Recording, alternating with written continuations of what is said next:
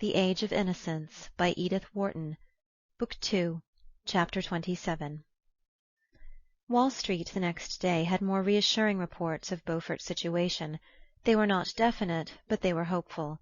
It was generally understood that he could call on powerful influences in case of emergency, and that he had done so with success. And that evening, when Mrs. Beaufort appeared at the opera wearing her old smile and a new emerald necklace, society drew a breath of relief. New York was inexorable in its condemnation of business irregularities. So far there had been no exception to its tacit rule that those who broke the law of probity must pay, and every one was aware that even Beaufort and Beaufort's wife would be offered up unflinchingly to this principle. But to be obliged to offer them up would be not only painful but inconvenient.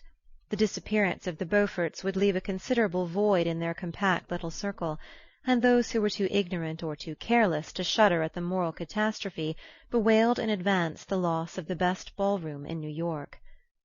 Archer had definitely made up his mind to go to Washington. He was waiting only for the opening of the lawsuit of which he had spoken to May, so that its date might coincide with that of his visit. But on the following Tuesday he learned from Mr. Letterblair that the case might be postponed for several weeks. Nevertheless, he went home that afternoon determined in any event to leave the next evening. The chances were that May, who knew nothing of his professional life and had never shown any interest in it, would not learn of the postponement, should it take place, nor remember the names of the litigants if they were mentioned before her, and at any rate he could no longer put off seeing Madame Olenska. There were too many things that he must say to her. On the Wednesday morning, when he reached his office, Mr. Letterblair met him with a troubled face. Beaufort, after all, had not managed to tide over, but by setting afloat the rumor that he had done so, he had reassured his depositors, and heavy payments had poured into the bank till the previous evening, when disturbing reports again began to predominate. In consequence, a run on the bank had begun, and its doors were likely to close before the day was over. The ugliest things were being said of Beaufort's dastardly manoeuvre, and his failure promised to be one of the most discreditable in the history of Wall Street. The extent of the calamity left Mr. Letterblair white and incapacitated. "I've seen bad things in my time, but nothing as bad as this. Everybody we know will be hit one way or another. And what will be done about Mrs. Beaufort? What can be done about her? I pity Mrs. Manson Mingot as much as anybody. Coming at her age, there's no knowing what effect this affair may have on her. She always believed in Beaufort. She made a friend of him. And there's the whole Dallas connection. Poor Mrs. Beaufort is related to every one of you. Her only chance would be to leave her husband, yet how can anyone tell her so? Her duty is at his side, and luckily she seems always to have been blind to his private weaknesses." There was a knock, and Mr. Letterblair turned his head sharply. "What is it? I can't be disturbed."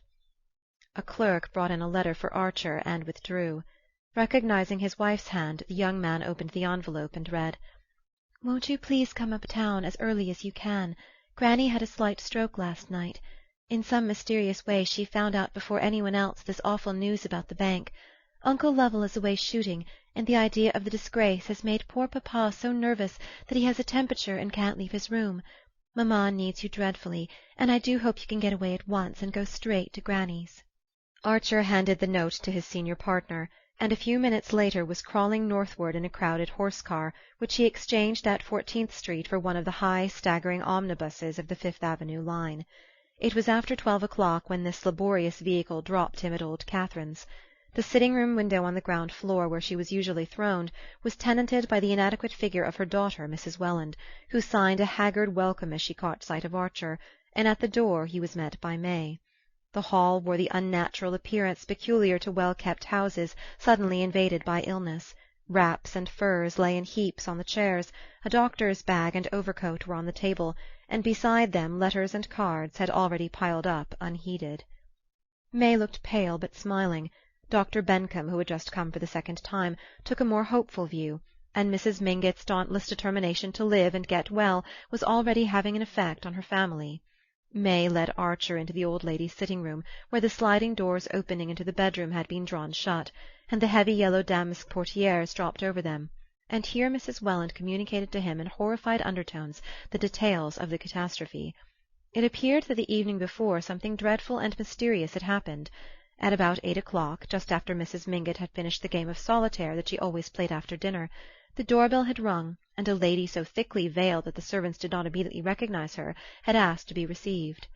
The butler, hearing a familiar voice, had thrown open the sitting-room door, announcing Mrs. Julius Beaufort, and had then closed it again on the two ladies. They must have been together, he thought, about an hour. When Mrs. Mingot's bell rang, Mrs. Beaufort had already slipped away unseen, and the old lady, white and vast and terrible, sat alone in her great chair, and signed to the butler to help her into the room.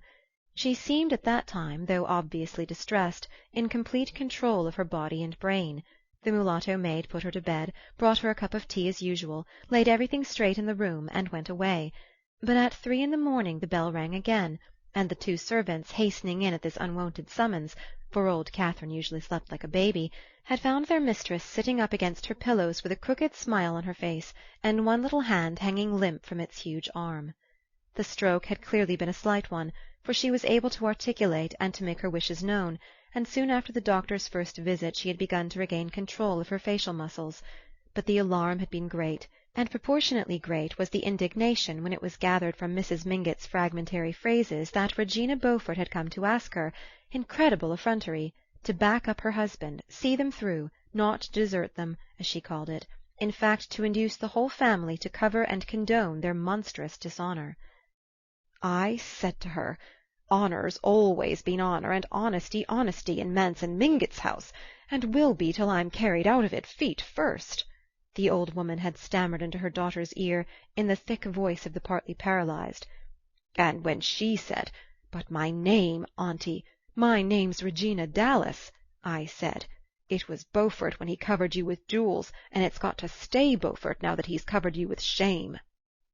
So much, with tears and gasps of horror, Mrs. Welland imparted, blanched and demoralized by the unwonted obligation of having at last to fix her eyes on the unpleasant and the discreditable. "If only I could keep it from your father-in-law! He always says, 'Augusta, for pity's sake, don't destroy my last illusions.' And how am I to prevent his knowing these horrors?" the poor lady wailed. "After all, mamma, he won't have seen them," her daughter suggested, and Mrs. Welland sighed. "Ah, no, thank heaven, he's safe in bed, and Dr. Bencomb has promised to keep him there till poor mamma is better, and Regina has been got away somewhere." Archer had seated himself near the window and was gazing out blankly at the deserted thoroughfare. It was evident that he had been summoned rather for the moral support of the stricken ladies than because of any specific aid that he could render. Mr. Lovell Mingott had been telegraphed for, and messages were being dispatched by hand to the members of the family living in New York, and meanwhile there was nothing to do but to discuss in hushed tones the consequences of Beaufort's dishonour and his wife's unjustifiable action. Mrs. Lovell Mingott, who had been in another room writing notes, presently reappeared, and added her voice to the discussion. In their day, the elder ladies agreed, the wife of a man who had done anything disgraceful in business had only one idea, to efface herself, to disappear with him. There was the case of poor Grandmamma Spicer, your great-grandmother May. Of course, Mrs. Welland hastened to add, your great-grandfather's money difficulties were private, losses at cards, or signing a note for somebody. I never quite knew, because mamma would never speak of it. But she was brought up in the country because her mother had to leave New York after the disgrace, whatever it was. They lived up the Hudson alone, winter and summer, till mamma was 16. It would never have occurred to Grandmamma Spicer to ask the family to countenance her, as I understand Regina calls it, though a private disgrace is nothing compared to the scandal of ruining hundreds of innocent people." "Yes, it would be more becoming in Regina to hide her own countenance than to talk about other people's," Mrs. Lovell Mingott agreed. "I understand that the emerald necklace she wore at the opera last Friday had been sent on approval from Ball and Black's in the afternoon. I wonder if they'll ever get it back." Archer listened unmoved to the relentless chorus. The idea of absolute financial probity as the first law of a gentleman's code was too deeply ingrained in him for sentimental considerations to weaken it. An adventurer like Lemuel Struthers might build up the millions of his shoe-polish on any number of shady dealings, but unblemished honesty was the noblesse oblige of old financial New York. Nor did Mrs. Beaufort's fate greatly move Archer. He felt, no doubt, more sorry for her than her indignant relatives, but it seemed to him that the tie between husband and wife, even if breakable in prosperity, should be indissoluble in misfortune. As Mr. Letterblair had said, a wife's place was at her husband's side when he was in trouble, But society's place was not at his side, and Mrs. Beaufort's cool assumption that it was seemed almost to make her his accomplice. The mere idea of a woman's appealing to her family to screen her husband's business dishonour was inadmissible, since it was the one thing that the family, as an institution, could not do. The mulatto maid called Mrs. Lovell Mingott into the hall, and the latter came back in a moment with a frowning brow. "She wants me to telegraph for Ellen Olenska. I had written to Ellen, of course, and to Medora, but now it seems that's not enough. I'm to telegraph to her immediately, and to tell her that she's to come alone." The announcement was received in silence. Mrs. Welland sighed resignedly, and May rose from her seat and went to gather up some newspapers that had been scattered on the floor. "I suppose it must be done," Mrs. Lovell Mingott continued, as if hoping to be contradicted, and May turned back toward the middle of the room. "Of course it must be done," she said. "Granny knows what she wants, and we must carry out all her wishes. Shall I write the telegram for you, Auntie? If it goes at once, Ellen can probably catch tomorrow morning's train." She pronounced the syllables of the name with a peculiar clearness, as if she tapped on two silver bells. "Well, it can't go at once. Jasper and the pantry boy are both out with notes and telegrams." May turned to her husband with a smile. "But here's Newland, ready to do anything. Will you take the telegram, Newland? There'll be just time before luncheon." Archer rose with a murmur of readiness, and she seated herself at old Catherine's rosewood bonheur du jour and wrote out the message in her large, immature hand. When it was written she blotted it neatly and handed it to Archer. "What a pity," she said, "that you and Ellen will cross each other on the way. Newland," she added, turning to her mother and aunt, "is obliged to go to Washington about a patent lawsuit that is coming up before the Supreme Court. I suppose Uncle Lovell will be back by tomorrow night, and with Granny improving so much it doesn't seem right to ask Newland to give up an important engagement for the firm. Does it?" She paused, as if for an answer, and Mrs. Welland hastily declared, "Oh, of course not, darling. Your Granny would be the last person to wish it." As Archer left the room with the telegram, he heard his mother-in-law add, presumably to Mrs. Lovell Mingott, "But why on earth she should make you telegraph for Ellen Olenska?" And May's clear voice rejoin, "Perhaps it's to urge on her again that after all her duty is with her husband."